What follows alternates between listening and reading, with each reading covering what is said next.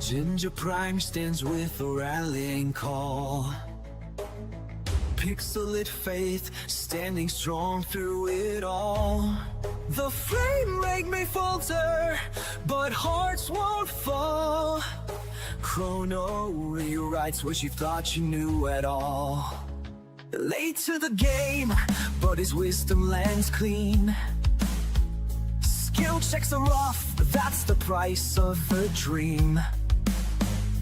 Gaming kinda brings a chaos and thrill. Dropping rare loot with unshakable will. Forte holds the line, grace under the blade. Faith like a fortress that never will fade.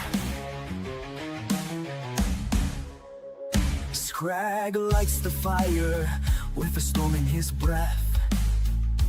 $80 flat for unfinished quests. Joy-Con still drifting, my patience long gone. But I'll queue up at midnight, you know I'll play on. Pull up a chair, the battle's begun. Legends are forged in the light of the sun. One life, no saves, play it bold, take the lead.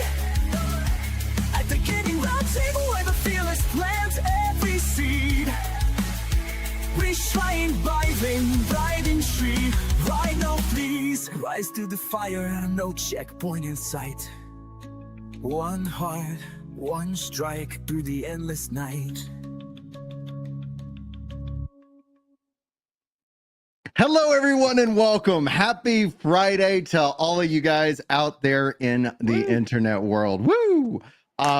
We're back. The Gaming Roundtable took the week off last week, and today we've got Taylor, we've got Chrono, we got Scrag, and we're gonna be talking about Gamescom. We're gonna be talking. I really am curious what y'all's thoughts on the Ally, rough pricing estimates, the release date, Silk Song. I think that's the highlight of the show. I don't know if anybody disagrees or agrees. We'll find it out. We'll break it all down. Thank you all so much for being here. Before we start today's show, special thank you to this man, Chrono, sending me a original copy of Final Fantasy XI on the PS2. See if I can find something to play this on. I don't know.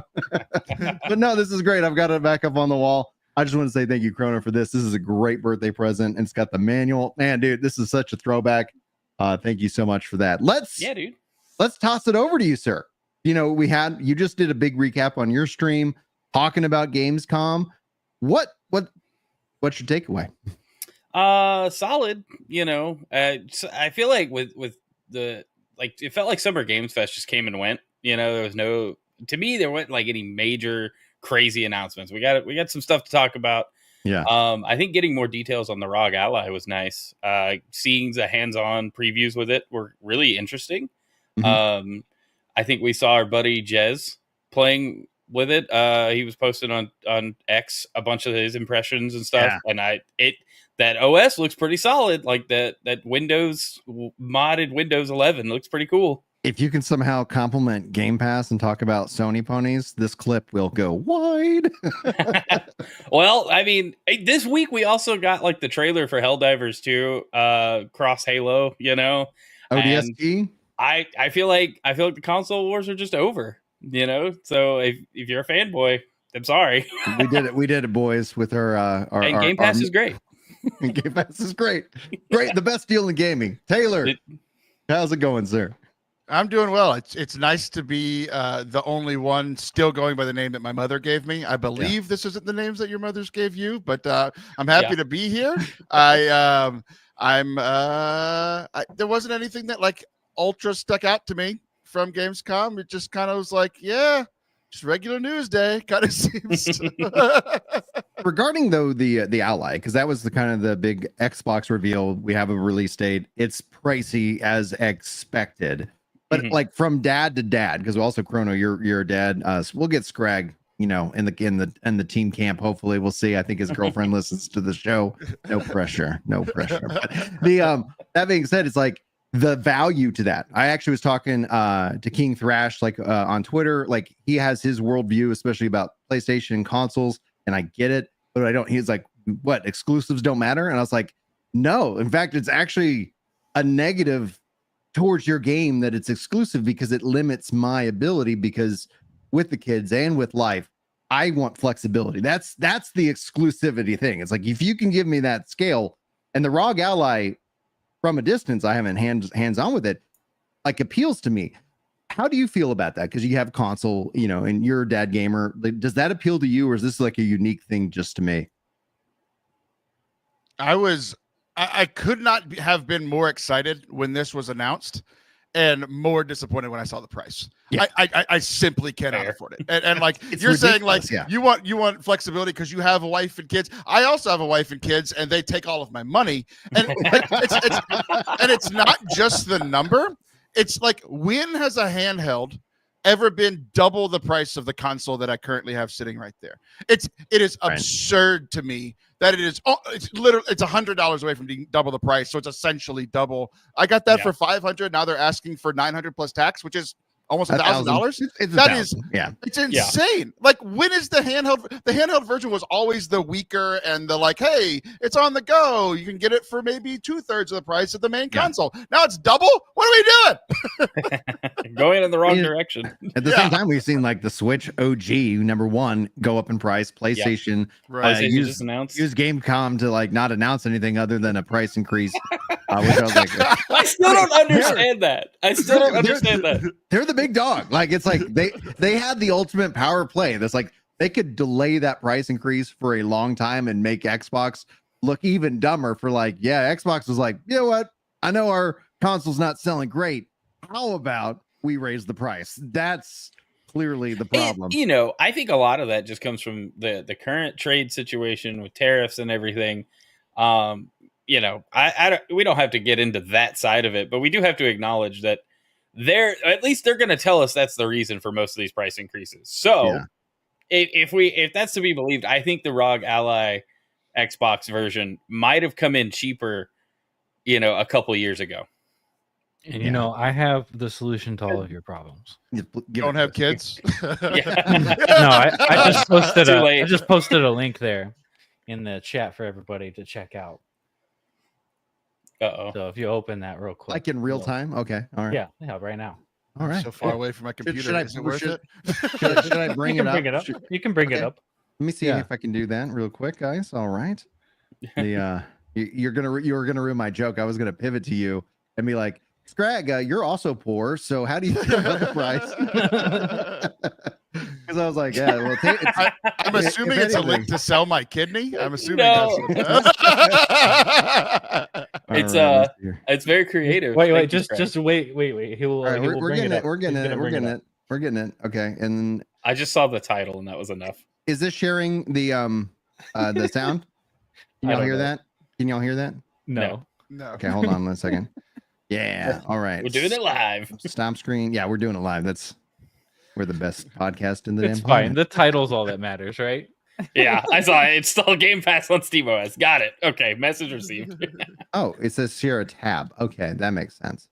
And install indie games. There we go. Bop. Also share sound. Okay, and add to stage. All life is a stage, after all. All right, the title: Install Game Pass games on SteamOS guide. Steam Deck launch. Listen, you get OLED. And over. You don't have to spend $1,000. That's true, and you can still play your Game Pass games. Yeah, see, and that's the thing. The real competition with all this is going to be Steam OS at the end of the day, right? I really want to see the performance of like the chipset in the Xbox ROG Ally compared to all the existing things, because it's very similar, right? Because what's in the Steam Deck? Do we know? I don't know off the top of my head. It's just an AMD chip called I think called Aerith. Okay. Yeah. It's because this is using that Ryzen powerful, like Z2 Extreme, so it's the next generation of what was in the original Ally. Yeah. So I wonder how that compares. I still don't think it justifies the price, but I do think it gets pretty close to, you know, if we're wanting at least some kind of console parity. Those chips ain't cheap, you know. I still hate it. I'm with you guys. It's very expensive, but I'm still interested in getting one. It might just be a while. Yeah, I think essentially what we're gonna kind of see is that the evolution and just different options, right? So it's like we're not going to subsidize a product, and for people who want it, we're gonna sell it. We make a little bit of money, and it is what it is, right? But there's plenty of different choices, and that's essentially the strength that Microsoft is at least attempting to lean into with Play Anywhere. So my view, my hope personally, and we'll see if this ends up playing out. There's no official announcements about this, but it's like with Taylor's $500 like Xbox, Series X right there. How cool would it be if that the operating system just gets that update, and so all of a sudden Series X is on That's Xbox what I OS. hope for. You're like, hey, That's and then like you're the like, best case. that's that is such a good case and a good value proposition to offer, so that Taylor's not like, I'm not going to spend $1,000. Like, that's ridiculous. I know one of the kids is going to drop this in the tub. Right. That's happened to me twice now. Twice. It happened twice. Two different kids. You can't take bubble baths with your Switch 2, okay? Oh man, it was Ginger. like, you got to stop taking bubble baths with your Switch 2. Don't blame it on the kids. I don't know why I keep handing them crack. Oh, and they're gonna abuse it. Okay, got it. All right, so like for me, like this is a day one purchase, and obviously I know I live a very charmed life. I have a wife that's like, yeah, whatever. I cover video games in content, so it acts as a slight, tax, kind of finagling in that regards, according to my my attorneys and tax advisors. But for me, what about your thesaurus? I don't know about finagling. Have you consulted a thesaurus recently? I don't think I could even attempt to spell thesaurus. So ChatGPT, please help me out to figure out what I need. But when it's all said and done, like I'm very curious because the Steam OS versus what I continue to call Xbox OS is, I think, going to be where the battle is currently fought. Microsoft threw a knockout punch with Google when they bought Activision Blizzard. That's one of the big reasons Stadia dropped down. But now we're also seeing them finally talk about enhancements to the X Cloud. Yes, I have an LG TV. Honestly, like when it's all said and done, it's like I just want to be able to play my games wherever. I want to stop worrying about it. And X Cloud right now is the dog crap of all the streaming options that I've played with. GeForce Now is by far the premier, and that's coming to LG, which was recently announced by GeForce Now as well. So like there's a lot of things that at least are giving me a lot of flexibility, but I'm generally curious as to the Xbox OS, because I think what we see here is in a way you're paying a premium because early adopters will, but it is a beta test for what they want to do with the next Xbox physical console. And what I hope again is that Taylor, even my Xbox Series X, gets that upgrade. Just give me the Xbox OS. If it doesn't run all the games that the new whatever runs, I don't care, but just don't make me feel like I have to spend money. And I spend more money when I don't feel like I have to. If I feel like I have to, I'm just like, I got other things I can do. But Scrag, outside of the price and everything like that, is there anything specifically that would interest you in a device like this? Because I think you're the only one without kids. Well, let's see. Microsoft. Well, like let me just give some preface.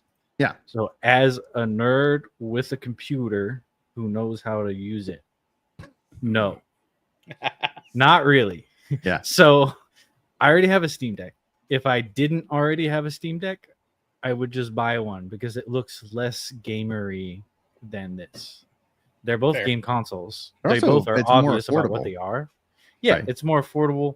It's proven, like I can literally sit down and play I have to look at the list of games. But I mean, like basically any AAA game that I want to play, it at least runs on it.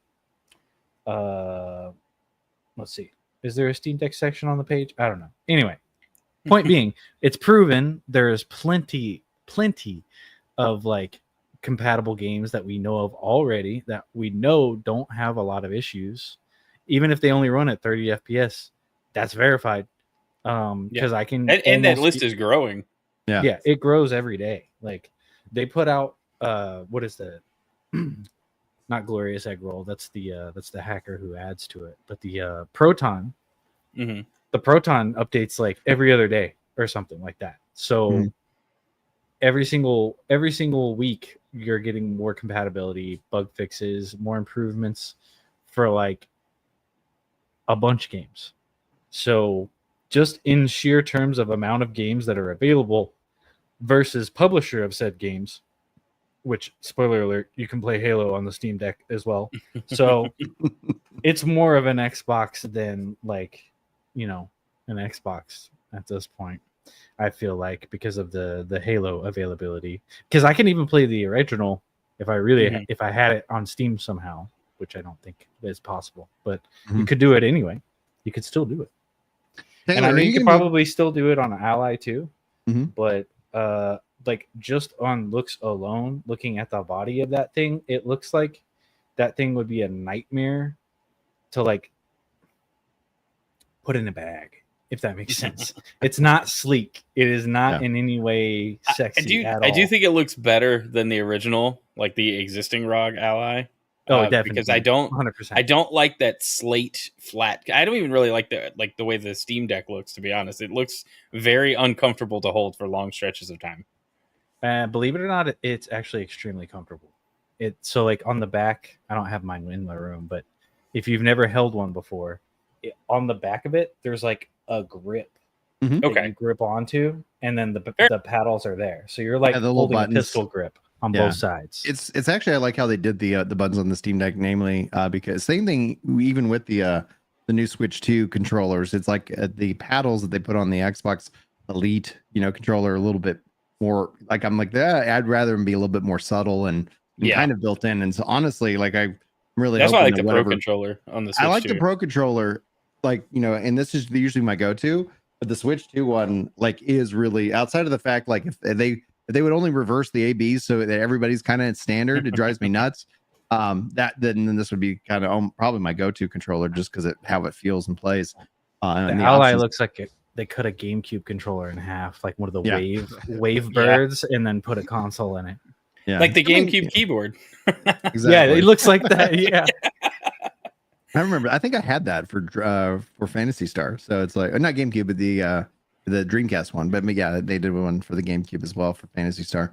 Taylor, obviously, Xbox is doing its thing, publishing everywhere.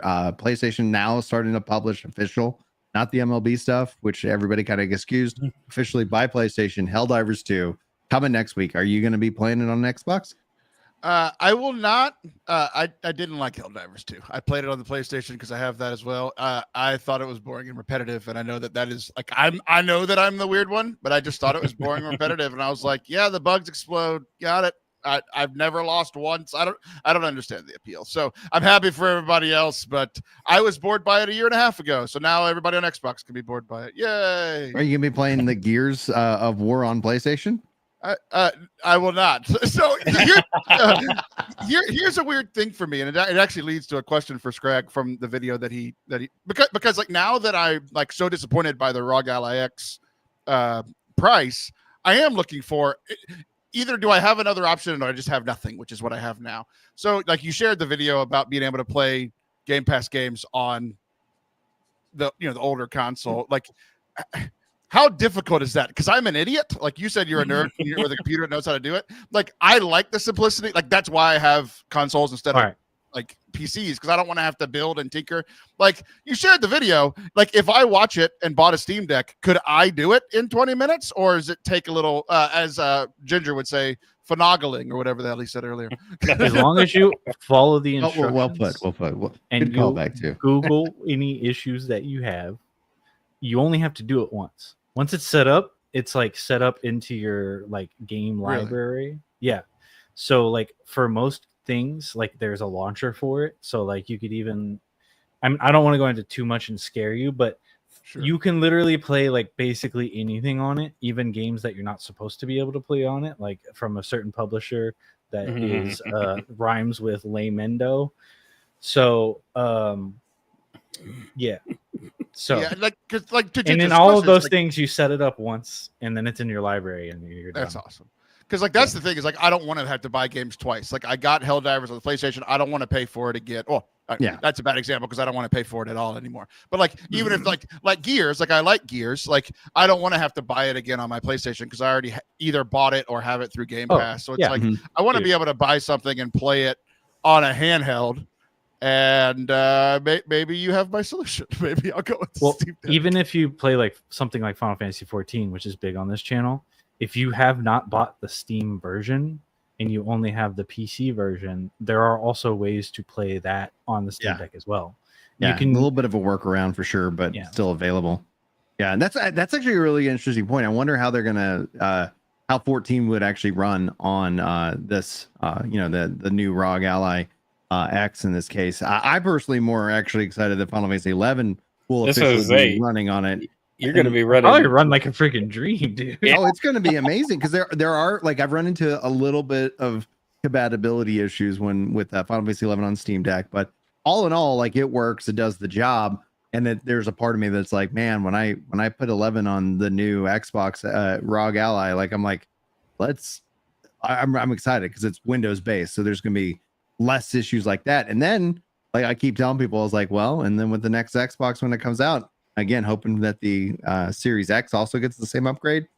It's gonna be Final Fantasy 11 got brought back to consoles by Xbox just by the sheer fact that they're enabling all these game stores on their platform, which for me like is actually the biggest feature. So I'm not looking forward to spending $900, nor is my wife know that I'm planning on it. But we'll keep her. I'm gonna put your purchase up for ransom. If you don't buy me one, I'll text your wife that you bought one. When's your birthday? It's coming up. It's coming up. Oh, we'll see. No promises. We'll see how. Will it run the does. PS2 version though? No, it won't. It won't run. Okay. No, it won't. PS2 doesn't. When you load the disc for the PS2 version, you just get to watch the intro cinematic, and that's it. And it says, "Please switch to the PC." Yeah. Oh, does it? I did it on my PS3, and apparently this PS3 that I don't know how it ended up in like my house or my collection of things, but I have an OG PS3 that didn't have a controller. And so I bought like a third-party controller. Well, you can't play PS2 games with a USB third-party controller on the PS3. Like it will not let you play PS2 games. So all I got to do was watch the menu cycle over and over. While I was like, this didn't work. Can we talk about that for a second? Yeah, Just go another thing. So like I am not a PCMR kind of guy, PC Master Race, but kind of am, because for this reason and this reason. Not alone, but it's one of the big reasons. So like arbitrary restrictions, Steam Deck, PC, probably the ROG Ally, Xbox thing. No matter what controller you want to use, as long as you're using Steam, it just works. It just works. Yeah. It just works, and then you can go in and like change your bindings and stuff. Whereas the old PC gaming, like back whenever people talk about like, oh, I don't want to have to mess with it, troubleshooting, blah blah blah blah blah, that's what they're talking about. They're talking about the olden days where someone had to write a .NET application to translate the inputs from your PlayStation 3 controller to your PC, right? But now, like, it doesn't matter if it's a Switch controller, it could be a half of a Switch controller, it will just work. So just saying. I do appreciate, because I remember back when like the original Xbox, that generation, you could solder a USB adapter onto your controller cable and use it on your PC with some finagling, and most things worked with it natively, and it was great, and then now it's just like everything supports Bluetooth and use whatever controller you want, and I love that. It's a great place to be. Yeah, my two passions, gaming and soldering. I'm not great at soldering. I don't know. It's a miracle. I was in high school. It was a miracle that anything I did worked. You're braver than I, because I was like, I didn't want to ever risk it. Like, oh no, I'm going to break it. And the same thing with like 11 and a couple of things there. It's like, oh man, it'd be interesting because like people use like bots, or they'll use all these different scripts or multi-boxing. I was like, that sounds interesting. But I was like, keep in my mind, there's like a fear or risk that like I'm gonna get caught, and I'm gonna get caught. I was always the kid who would get caught. Like I literally was like going with friends. I turned 18. We were like, what? I'm 18. I'm gonna buy a lottery ticket and some cigars. That's what I did. Yeah. We're walking out. We're walking back to the car. Up flashes the lights. I don't know why, but then I was like, I just like dropped everything. I was like, wait, I'm 18. Like, I'm good. Okay. It's like no big deal. But it was just it was a wild night. That was funny. Let's talk about the kind of where we kind of see the industry going. Like with Xbox, there is that kind of debate that happens, online regarding third party, first party. Sony is now starting to publish. The prevailing theory is that they're going to do that more and more, and we're going to see games actually come to Xbox. My mind, when I was like, why? Like Steam's on going to be on Xbox.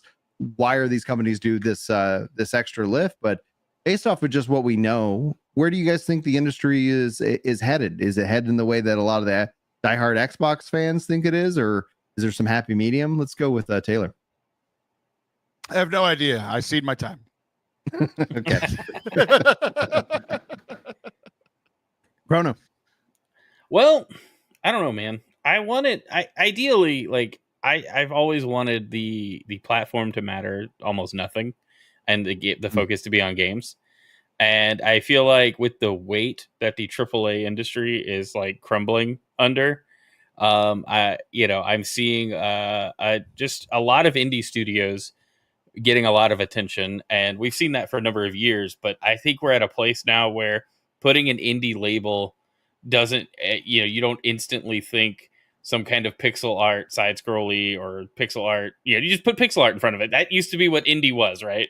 It was a small game. Now you're seeing like so many different things come out on Steam, and like just kind of the resurgence of like these cooperative multiplayer games like Peak and Content Warning and just stuff like that just makes me hopeful that, these smaller studios can just keep being original and being successful and show that to bigger publishers and stuff that the same old isn't worth it. Being safe and putting out like another Call of Duty every year with no meaningful changes, the time's ticking on that, What do you think? So that's what I think. All right. So the question was, what direction do you think that gaming is going in? Is that correct? Yeah. If the people who are in control of it right now remain in control, imagine the worst possible outcome that you can possibly think of for you and your wallet and your enjoyment of the hobby, and then make it like 3 times worse than that, and that's probably where it's going. And if nothing changes. What needs to change to reset that trajectory? So the corporations who are making most of the games and buying all the studios and closing them need to fucking stop doing that. First of all. Yeah. Second of all, we need to start making sure that we as like players and fans and whatnot, we start supporting the companies that do the things that we like and stop supporting the people who do things that we don't like. Got it. So keep buying Nintendo. No. Sure, if you like Nintendo, keep buying Nintendo. But if so, like for example, Concord, right? Mm-hmm. Yeah, lambasted. Everyone's like, "This is stupid. This sucks." And then we're like, "Okay, well, I guess that's $200 million down the drain." But something, or 400. Sorry, my bad. You corrected me last time.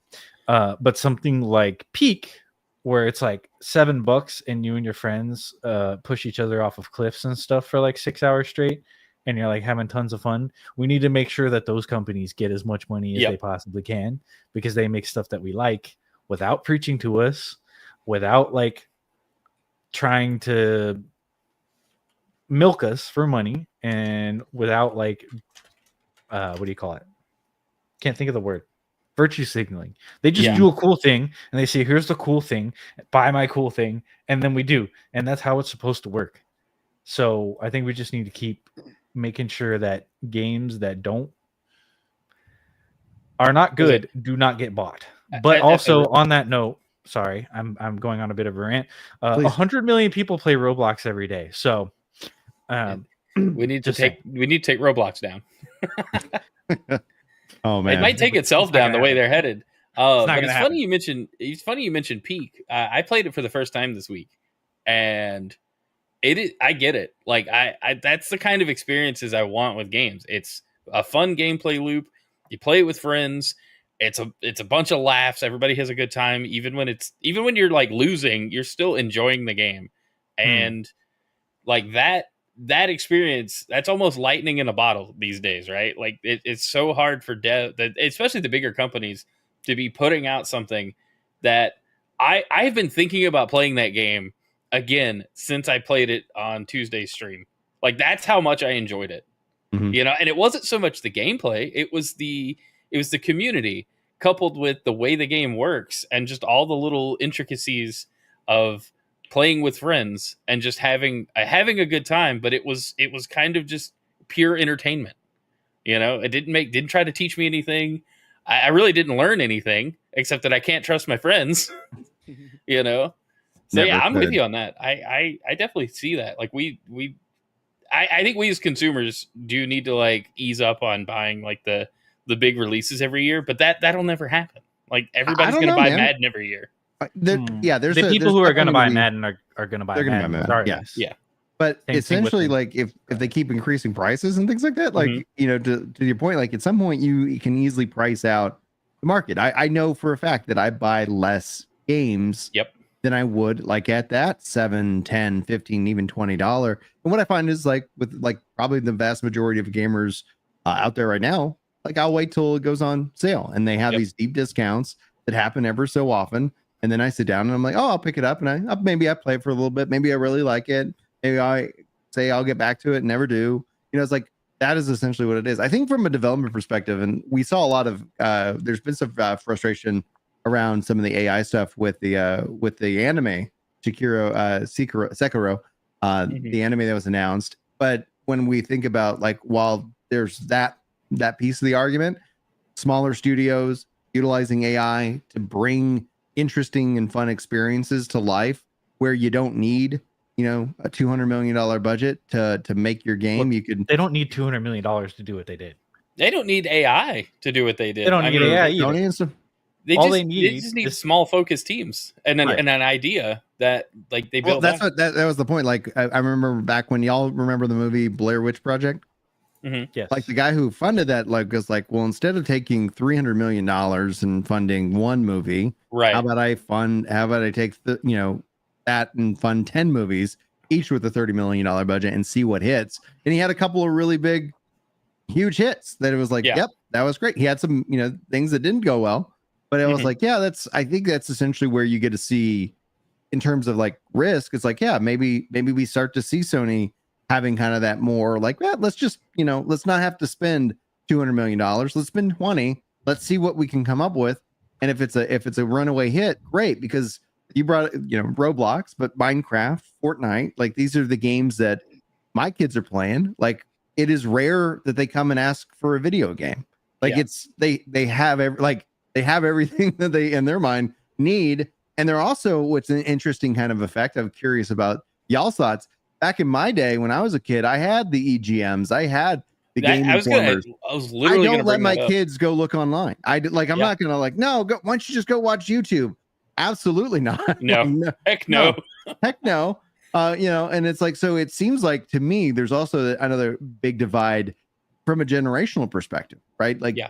well, who's going to be buying the games? It's us.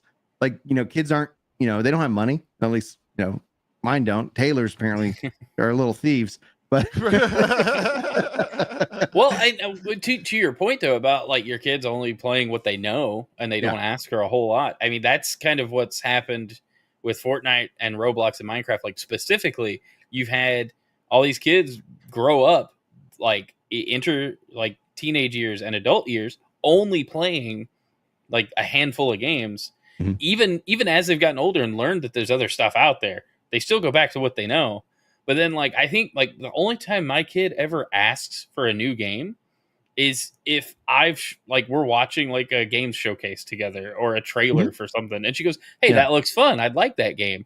And it's like, you never ask, like, for specifically anything because she's not exposed to it like I was. I did have magazines and watched game trailers and all the things that she just doesn't have access to because you don't get access to the internet, you know? Well, rightfully so. Like, you know, Scrag brought up like virtue signaling and things like that. Like within games as a whole, there has been this level of frustration. There has been this culture war that's been going on. And it's like, can we just get back to games? Like, can we just get back to the joy and fun of games? And then, you know, like algorithms like to hold on And to I'm those ideas. even fine with a game telling a story You Yeah. know, Yeah. like that doesn't bother me. If you know your game is a commentary on politics, there's nothing wrong with that inherently. But if you go out of your way to add things to a game, it's just like, look, it really just detracts from the experience for me. It's not for me, and I don't have to buy it, and that's okay. Right. But I think when the large perception is nobody wants to buy that game, it's not anyone that's, you know, being like a specific way about it. It's just we didn't find your product interesting, you know? Right. Well, Well, it's like when people were saying like keep politics out of our games, and they were like, you know, but Metal Gear Solid, and it's like, yeah, war and corrupt politicians bad. No shit. It's like that's the lesson learned. You know, you could see all of that in any military game, you know? But my thing is that it just, I get irked when it's the marketing campaign, or also when it's like, hey, a whole big bunch of people worked on this. We spent a whole bunch of money on it. And then you have somebody just like that's in a leadership position running their mouth and ranting about stuff. Right. You're like, you're poisoning the well. Like if I was a guy just like, dude, I'm just trying to, you know, make games, take care of my family. Shut up. Like, let's just, the internet, at least all that was just a mistake. We just need to. The internet was a mistake. Shut it The down. internet was a Just mistake. unplug it. Shut her down. But we were talking about Peak, and I saw something earlier. I talked about it this morning, but Peak was on sale for like 35% off. They just had a big update, new stuff added. It was like $8 on Steam. I think I don't know what the retail is, maybe 10, 15. I don't know. Either way, it hit like 2 million copies sold just last week. Like that's significant for something made by a smaller team. You know, and so like I think if we just focused on finding games that we enjoy and stop looking for like, you know, I'm gonna buy the next big thing because it's the next big thing. I'm just gonna buy stuff I like, and that's the trend I've been in for years now. Yeah, is if it doesn't even appeal to me, I don't give it the time of day. And I feel like most people like that. That shouldn't be like a weird take, but it's, you know, hey, does this look fun? Like that's the first question. And then like there are other questions to ask, but like, does it look fun? Okay, I like shooters. I will play a lot of different types of shooters, but I'm so burnt on Call of Duty at this point. Like it doesn't interest me anymore. You migrating over to Battlefield 6 or probably? I'll try it. I didn't have a chance to play the beta. Did anybody? Because it did numbers. Was it good? It reminded me a lot of the last good Battlefield game, which was Battlefield 3. Okay. And you know, I didn't get to do any flying, but I did get to ride around in the tank a lot, and that was pretty fun. The good thing about the tanks, I don't remember how it was in 3, but now the tanks are scary, but every class has a way to deal with them. With the exception of, I think, Assault, which only has a grenade launcher, which only does like 5 damage or something. But still, like, it was really good. The only downside to it, I felt, was the time to kill and the general movement felt very Call of Duty. Okay. You know, to be fair, as this guy said here, you play Battlefield differently than you play COD. On the first couple days, that was absolutely not true at all whatsoever. Everybody was just in COD shooter mode. But on the second weekend, people were kind of figuring out, hey, if I hold this position and we just kill all these guys jumping over rocks and doing backflips and stuff, then we can actually win. I love it. I love it. But after the weekend, the first weekend, I wanted to play something that had a little bit of destruction. You know, I had that Battlefield itch, and I was looking into games that the same devs had worked on since like Battlefield 3 or whatever. And it turns out that there's a game that I actually gave a pass because it looked kind of dumb, and that was the Finals, that actually has the most advanced destruction of buildings in any game, including Battlefield 6. And it's amazing. It's super fun. I haven't tried it yet. It's been on my radar to like install and check out. I just have yet to pick it up. I was just excited we got Triangle Strategy, so I picked that up on Xbox that Shadow Anywhere. Drop was nice. Yeah, it's like a nice surprise. Shadow Drop. I had actually been playing it through on my Switch, and it's like, yeah, like this is a fun game. Makes me really excited. Looking forward to Tactics. Still the mystery of will Tactics be playing anywhere? It's not yet official, or I think it will be. I think they're at just some point. they're just gonna drop the label on it, and it's not gonna matter to them. They're just gonna go, "Oh yeah, it's been that way the whole time. We just didn't The tell you whole for some reason." time. Yeah, so that's the thing I kind of looking forward to.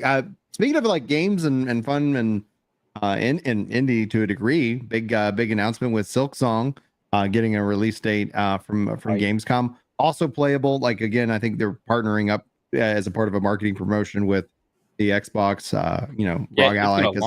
It's gonna launch in Game Pass and play anywhere. Yeah.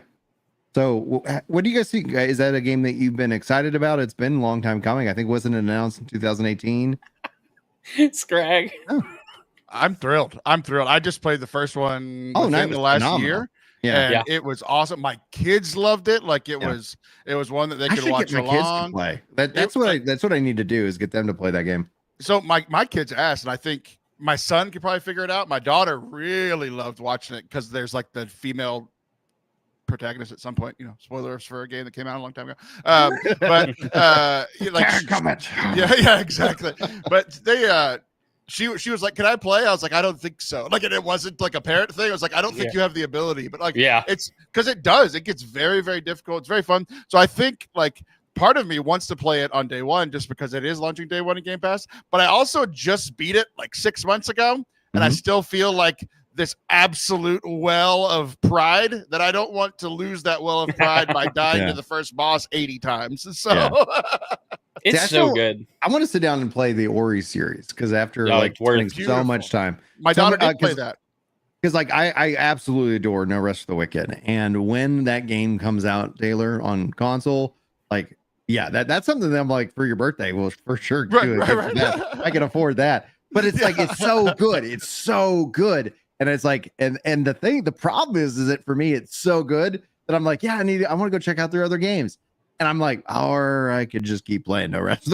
Despite the fact that I know my characters will get wiped when 1.0 does get officially released, there's this part of me that's like, I don't care. I'm just all in on this. But yeah, like I've heard really good things about Ori in terms of difficulty. Yeah, the difficulty of Shovel Knight was great, and then now with this finally coming out, I think that's going to be like I've been enjoying more difficult games where I think there was a period of time, where, especially when the kids were younger, it was like, I just want to kind of experience the story and kind of zone out. Now I'm just like, okay, let me see how good I am and can be, especially with offline games that I can pause, because that was always what would kill me. Like, and I'm down. Somebody needs me. I'm dead. Like, okay, the kids love watching me die over and over again. It is such a fun. Like, I don't stream anymore, but I do at my house. I have 3 viewers and they love it. They love it. You're live 24/7, 365. Yeah, exactly. Those are those premium subscribers. You guys get you get all the good and the bad, like all rolled into one. Right. What's interesting kind of about that point, because it's like I've been doing more hardcore like permadeath stuff as a part of a streaming content, and I've been doing that real early in the morning. So like, because I'm like, guys, we're gonna die. Like there's no way. The goal is to see it's to see how long we can survive. That is it, because it's like at some point, it's like life.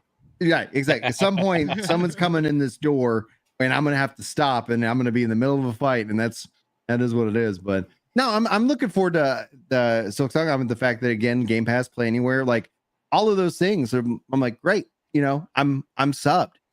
This is for me like a great service, and I know that there's so many angry takes like about giving us our most popular clips are on any kind of positivity around Xbox Game Pass. I say I'm glad Silksong's launching in Game Pass so I can start playing it, and I mean I'll probably buy it eventually. I still need to buy Hollow Knight because I played it on Game Pass. I still need to finish Hollow Knight, to be honest. I got my enjoyment out of it, and I still want to go back and finish it. It just got very difficult. The boss runs at the end are insane. They're so difficult, just back to back to back. Usually it's, with difficult games like that, like a boss that's difficult for me, you'll do it in one shot, and the one that you do in 1 or 2 shots will take me 40 times just because of how our brain's working, maybe even at the moment. But like there's a run at the end of Hollow Knight that is just, it's brutal, but it feels that it's like there are some games that are so difficult that like Cuphead was this way, where it was so difficult, but it was these short spans. These boss fights go forever, and you're literally like by the end of those boss fights, they had 1% left. I had 1% left. Who was getting the last hit? And it was insane. Nice. And those kinds of moments are like what makes those games so satisfying, you Right. know. And Hollow Knight was one of those offline games for me. I didn't play it on stream. I didn't make any content for it. I just was like, I need something to play. I'm going to start this game. I've been wanting to play it, and like my wife enjoyed watching. My kid got into it with me, and we were just watching. They were just watching me play, but also like helping me. We were looking up stuff, and I was like, how do we get past this thing? And it was like, oh, I'm just terrible at the game. That's what it amounted to. Speaking of brains and how they fail, this whole time I'm thinking we're talking about Shovel Knight, and I was like, all right, well, did they change the name? I was like, I don't remember this.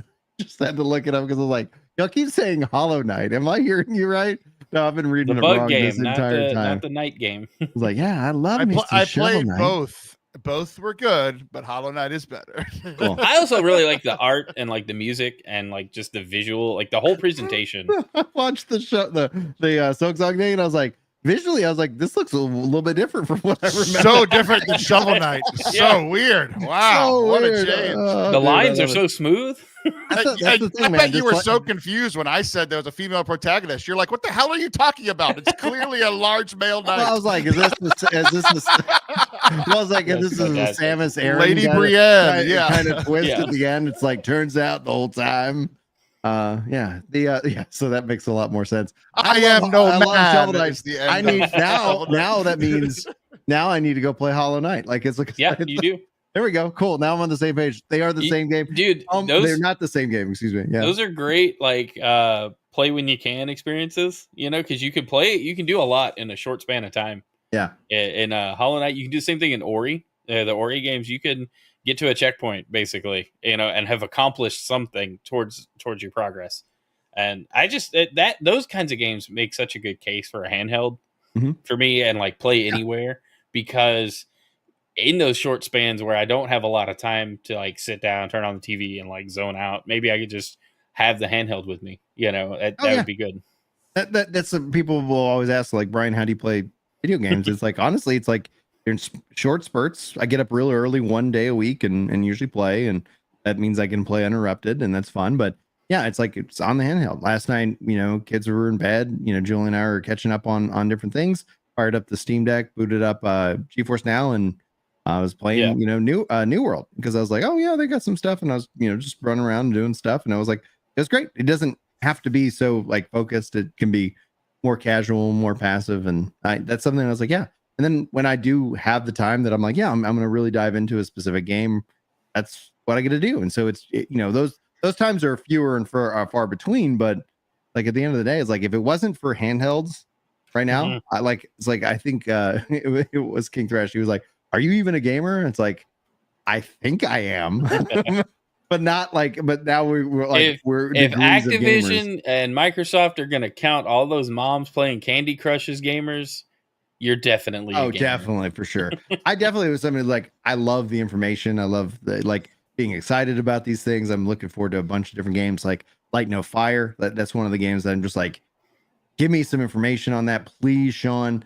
He just keeps tweeting out about No Man's Sky, and I'm like, come on, Sean, just give me something. That Blue Protocol closed beta started, I think, this week.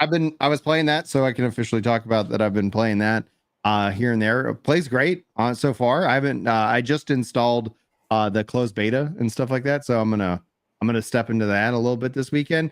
Nice. That's one of those games where it's like the thing that's going to be interesting about that game for me specifically is that I don't like mobile games, but this is that PC mobile that we saw with like Genshin, and I do wonder if that means that based off of if it's successful, will they bring it to more like, will they bring it to the Switch too? Because like that would be something that makes it, it's a free to play game.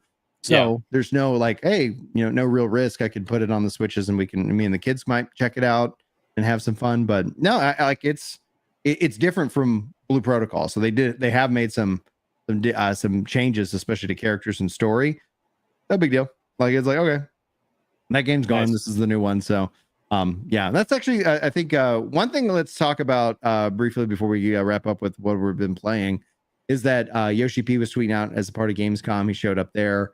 They were doing some collaborations, but they talked about the concept of bringing Final Fantasy 14 to the Switch too, which is something that I think is an interesting thing for that community, because in my mind I go, is it then going to be the mobile version? Because that just makes, because they're making a mobile version of Final Fantasy. Apparently that's going to be, they've solved like all these problems. It's probably going to feel really good for a lot of people, but it also does not have a subscription. And that's like, in my mind, I like, there's no way that I'm going to get it on Switch too, even if it's the sub version, and also then like maybe check it out with my kids. However, if it's the mobile version, no subscription, maybe me and the kids go run a dungeon or two and have some fun. Did you guys like that? We were talking about the news earlier in the chat. Y'all have any thoughts? Let's start with Scrag. Well, if it is the sub version, if you want to join my static, I'm going to require that you have at least 5 extra sets of Joy-Cons before we start. Just in case. Just in case. But no, I'm just joking. But the free version would be the best in my opinion. Well, because the other thing is that it would then tell me from a technical perspective, they're never going off of the PS2 kind of setup, because they're not the PS4, excuse me. They're not going to upgrade. Like it's will forever be on PS4, which a lot of people have been thinking 8.0 might drop the PS4 spec. It'd be wild to see. If it does, honestly, I'd be kind of glad. A lot of people would. Like, a lot of people feel like, PS4 would, getting rid of that would allow them to do a lot more things in the game. We're starting to see publishers abandon last gen. Anything with a hard disk drive past like 2025, 2026, you should not have to support anymore. Just because the games are like so big and we're using Unreal Engine 5 and like textures need to be loaded in quicker. Like there's been games since 2014, 2015 that needed more than a hard disk drive, but they're like, or even an SSD, they need like an M.2, and there's still like confusion about that, I guess. Yeah. So, with games with that kind of support though, like it surprised me that even like Call of Duty Black Ops 7 is coming out on last gen. And maybe that game doesn't really need it. I mean, they're using their own like engine and stuff. But like you see, PUBG and Genshin are both announced they're dropping PS4 entirely. PUBG is like later this year, and Genshin's the beginning of next year. And I think that's going to be a bigger trend. Speaking to Final Fantasy specifically, I'm my guess is what the game is just really big, like file size wise, and loading all of that in, or the number of players in, just kills the system. It's not even that. It's just like things like, for example, hunt trains, right? I know I talk crap about them, but it is a legitimate concern, because like you go into a hunt train, you switch instances or whatever, and then someone's like, wait, I haven't loaded yet. Oh yeah. Like I'm behind, and it's like, well, install an SSD to your PS4, buddy. I don't know what to tell you. Like land it up. Literally, no one else is waiting on you, and our load times are like 500 times faster. So it's just like a fairness thing in that respect, but also like just waiting on your teammates to load for whatever reason in different situations, which is not that big a deal, but it's just for the interest of everybody else, and for the graphics and like performance overhauls they could do if they don't have to worry about you. Like not you, but like your console, which is like at this point, how old? 10, 11 years old? Is that right? Yeah, it's weird to think about, but yeah. Yeah, I mean, it's just still an 2014, 2015. In a multiplayer environment, you don't want to be the one with the toaster. So, And we see that all the time when older GPUs are dropped support. I love toast. What are you talking about? But you see that all the time though, when like games are like, hey, we require whatever, like 2 generations old is the furthest back we go for whatever GPU at the year of launch is, or it's even worse than that. It's like at a certain point the hardware will hold back your experience, and there's really nothing you can do about it. Like they have to keep their game looking good and playing good, so dropping old hardware really it's inevitable. It's not going to work forever. And if they were to make it work forever, they couldn't do anything really new or exciting, because they would be restricted by that lowest platform, or lowest performing platform. I think it's so insanely wild to see this like current state of gaming because of how like we were saying last gen, like, but how long that essentially has had this tail, this cross gen, where we're actually talking about the next gen, and there's still, like you said, things coming across there where all of a sudden you could start to see the current gen has felt very intermediate. Yeah. So like just by and large. Well, I think that's what's led to a lot of the frustration with a lot of gamers, right? Like it's like, hey, I spent $500 on this device. Yes, it loads in a little bit better. Yes, it looks a little bit sharper, but I remember spending $400 on the previous device, and holy crap, what a difference that made. Well, you had 4K and HDR.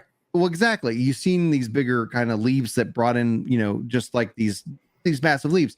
This generation has had improvements. You know, like I enjoyed the loading speed on consoles that I was having already on PC. So it's like, yes, load those games in quicker. That saves me time. I like having time saved.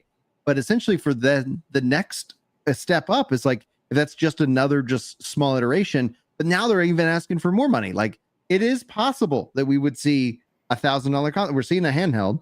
Like maybe the consoles come in a little bit less because they don't have a built-in screen or something like that. But still, at the end of the day, the current prices of the consoles have gone up. $700 seems like the new median, and I'm like, all right, like, cool. Well, there's the consideration though, because if you make the consoles too expensive, like more than the absolute limit that they are right now, like the PS5, people aren't going to buy them. They'll just buy PCs, right? Yeah. Because at that point, it's worth the effort to learn how to do something to save like $300-400. Well, even I've already said it. Like, I don't have to buy anything because they're supporting things 5 years after they're obsolete. Like, like the choice for me isn't buy a handheld or buy the next thing. It's just keep what I have now. Like that's what's crazy. About they're not leaving you behind. They're not like the thing is like I like that. I feel that's more like I respect that more because I'm not forced to buy it, and that's what I think a lot of exclusives have been. Is that artificial like, oh, you need this to play this thing, and it turns out like no, not really. That could play everywhere. It's just a function of time that it does. And it's like when Ratchet and Clank launched on PS5, they were like, well, this is only made possible by the PS5 SSD. And then it launched on PC and people were playing on mechanical hard drives. And it's like, the experience isn't as good, but it is playable. Yeah, exactly. So it's going to be interesting because like just that point. Yeah, I think we're going to see more flexibility. We're going to see, but then just like with like, I don't want to hear them complaining that no one's buying the new hardware. Namely, just like, Superman, it's out 45 days. You can buy it now digitally. It's still also in theaters, but it's like, if they're going to just give me that option so that I can opt in and opt out, I appreciate that they're giving me that choice and not artificially doing it. So I'm opting into certain things that cost maybe a little bit more. I'm opting out of a whole bunch of other things, but don't go and complain. Don't like that's the Square Enix meme. Like it felt like every year they're like sales did not live up to expectations. It's just like that's the every game every announcement of sales after maybe a game adjust release. Your expectations. Yeah, exactly. Have you thought of that? No, the number for this one has to be bigger than the number for the last one. No holds barred. And all things aside, we have to be better than last time. It runs worse and it's more expensive, and you have to buy it more often. Yeah. And what kind of games can I play it? Remasters of all the games you already own. Yeah, you're gonna buy the same games you bought last gen, just with a new case. That's more digitally because we don't sell them physically ideas. Everything's kind of what I was thinking earlier. You guys were talking about like, the new gen, the mid gen, whatever. It really is the mid gen because there were no games. Like can you name 3 games that were on Xbox that were like you were excited to play that actually didn't end up failing failing badly, catastrophically? I like Gears 5. I like Gears 5. Okay, so that's one. I can't. I really can't. Though was that cross gen? I think it might have been. Yeah. Well, then if it was cross Halo Infinite, I was excited for. But that was cross gen. But did it fail horrifically? It did. All right, so we're still at one. I'm setting the stage here. I can't name one, and the only one I can even think that comes close was Halo Infinite, but it missed the mark so badly for me that this gen, all I've been playing is like live service games. I've been playing, Fortnite and Star Rail and Pokemon Unite because nothing has been interesting, at least on the main platforms. I mean, Nintendo's been knocking it out of the park as far as their quality goes. But I'm not talking expected. about Nintendo. Nintendo is their own thing. Yeah. So Microsoft, we have one game in the last how many years? 5 years that was exciting. Well, Forza was a 10 out of 10. They closed that studio, so that's we're back down to one. What was that one game that came out like it was a Shadow Drop, and then they closed Tango GameWorks? They made Hi-Fi Rush. The rhythm Hi-Fi game. Rush. Yeah. It's like and then Failed horrifically. We're back down to one. We need more Hi-Fi Rushes. How about we close the studio? Yeah. RSJ says Turn 10's not closed. They're not closed, but they are a support studio, as far as I can tell. They're still working on something.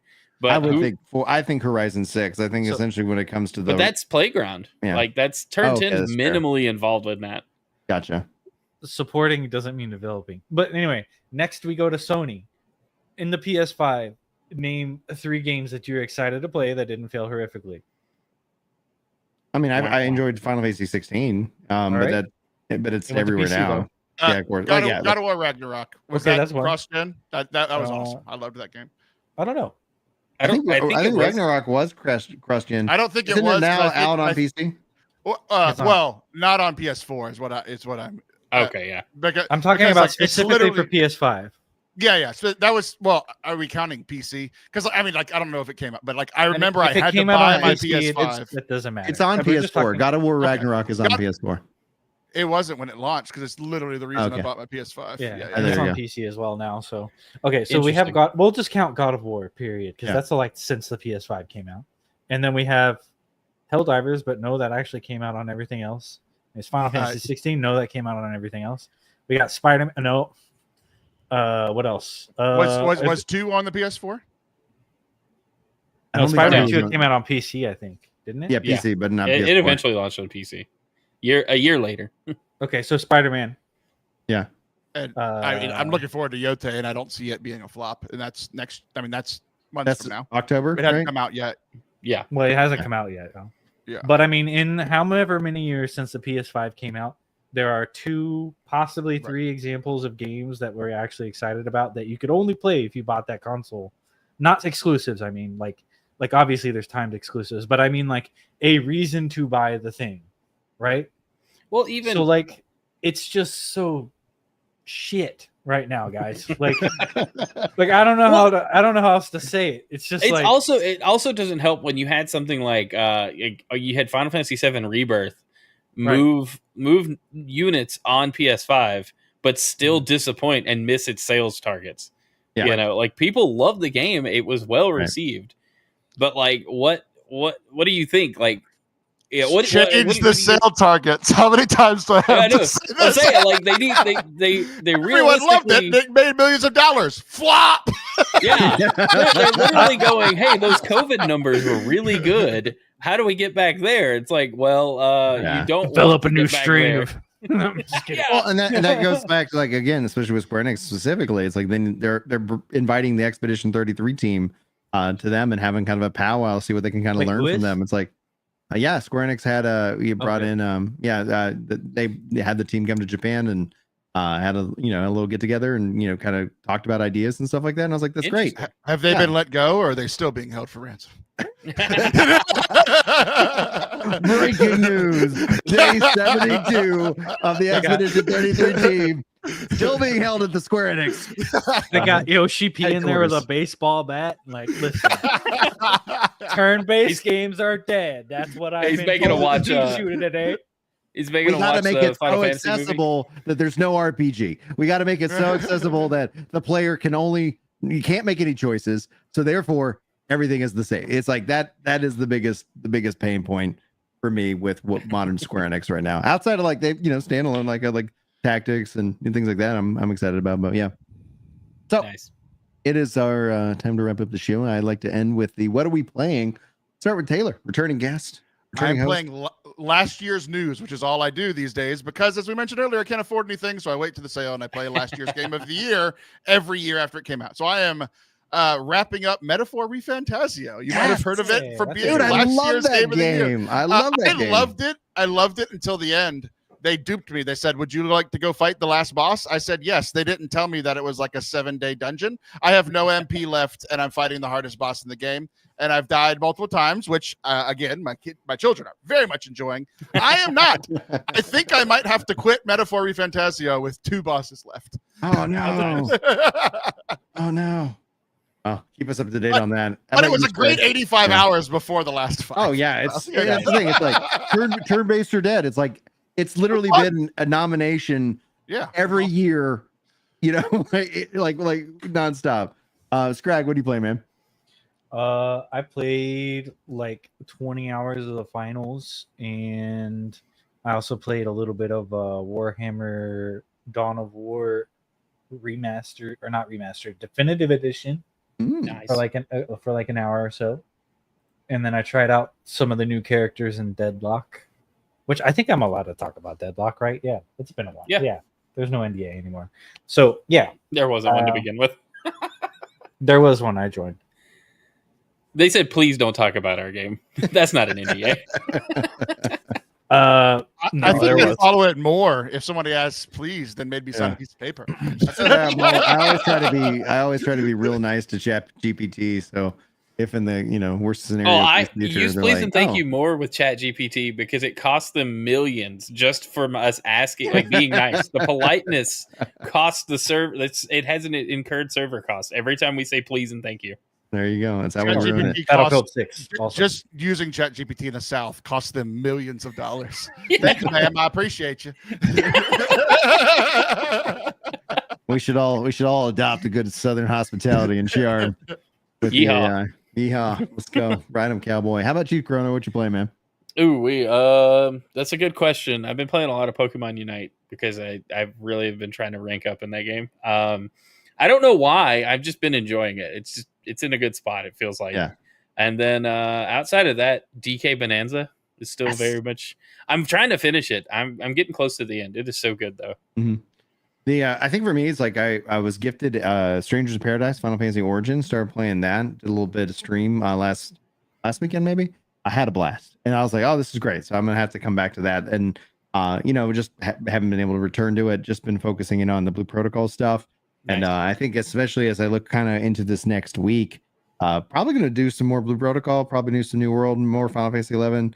Yeah, just here and there, just kind of tap into what I can. Triangle Strategy, I'd like to. Honestly, I like it on Xbox. I like my achievements. Like, that's the thing. It's like, I'm kind of baked into. That's the bummer with like enjoying Nintendo games. Is like no I can if they bake it into the game. Like some games have.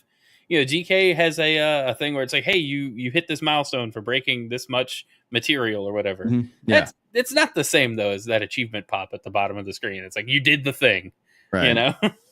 Exactly.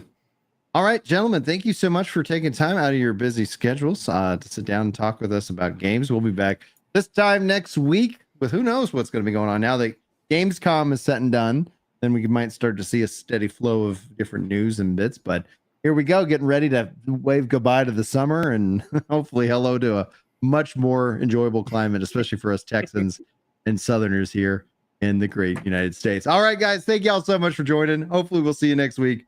But until then, take care.